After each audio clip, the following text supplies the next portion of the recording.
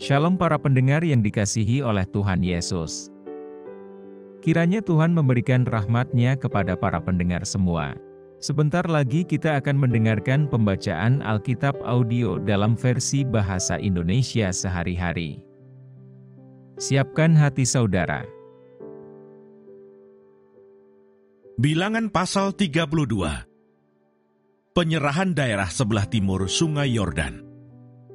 Adapun Bani Ruben dan Bani Gad, ternaknya banyak, bahkan sangat banyak sekali. Ketika mereka melihat tanah Yaiser dan tanah Gilead, tampaklah tempat itu tempat yang baik untuk peternakan. Lalu datanglah Bani Gad dan Bani Ruben dan berkata kepada Musa, Imam Eleazar dan para pemimpin umat itu, Atarot, Dibon, Yaiser, Nimra, Hesibon, Eleale, Sebam, Nebo, dan Beon, negeri yang telah dikalahkan oleh Tuhan untuk umat Israel. Itulah suatu negeri yang baik untuk peternakan, dan hamba-hambamu ini memang ada ternaknya. Lagi kata mereka, jika kami mendapat kasih-Mu, biarlah negeri ini diberikan kepada hamba-hambamu ini sebagai milik. Janganlah kami harus pindah ke seberang sungai Yordan. Jawab Musa kepada Bani Gad dan Bani Ruben itu, Masakan saudara-saudaramu pergi berperang, dan kamu tinggal di sini?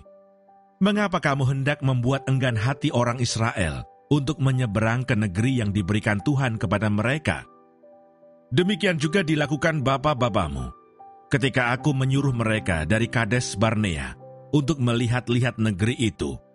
Mereka berjalan sampai ke lembah Eskol, melihat-lihat negeri, dan membuat enggan hati orang Israel, sehingga mereka tidak mau pergi ke negeri yang diberikan Tuhan kepada mereka.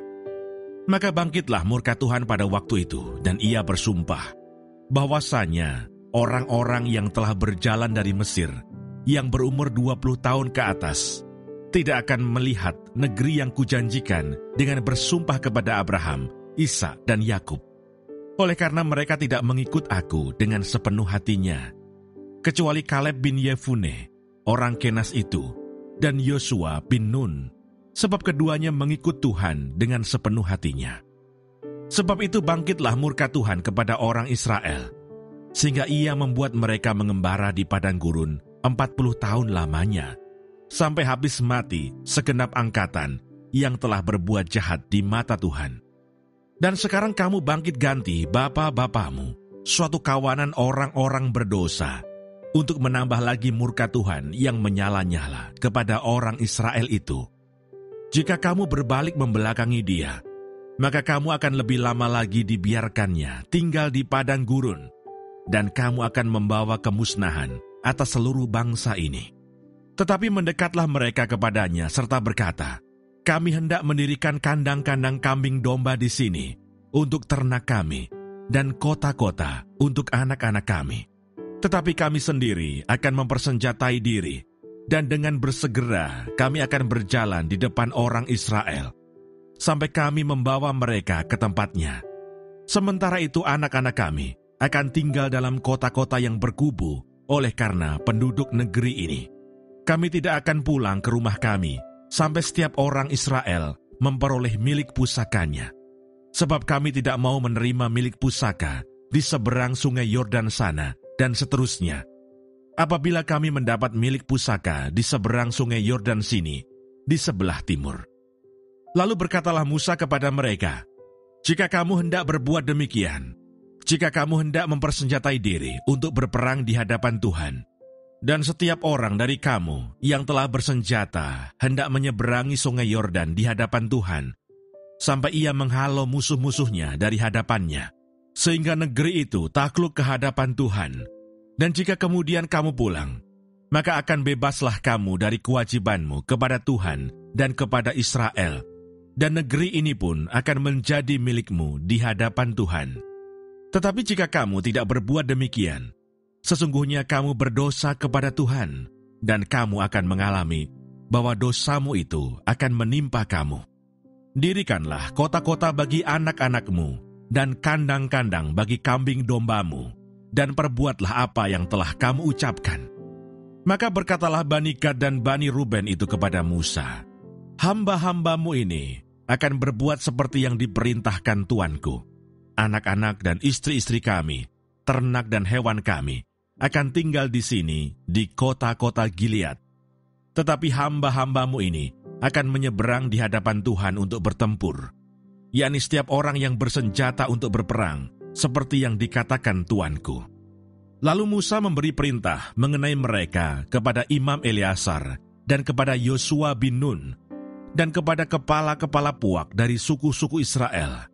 Kata Musa kepada mereka, "Jika Bani Gad dan Bani Ruben itu telah menyeberangi sungai Yordan bersama-sama dengan kamu untuk berperang di hadapan Tuhan, yakni semuanya orang yang bersenjata untuk berperang, dan jika negeri itu telah takluk kepadamu, maka haruslah kamu memberikan tanah Gilead kepada mereka sebagai milik.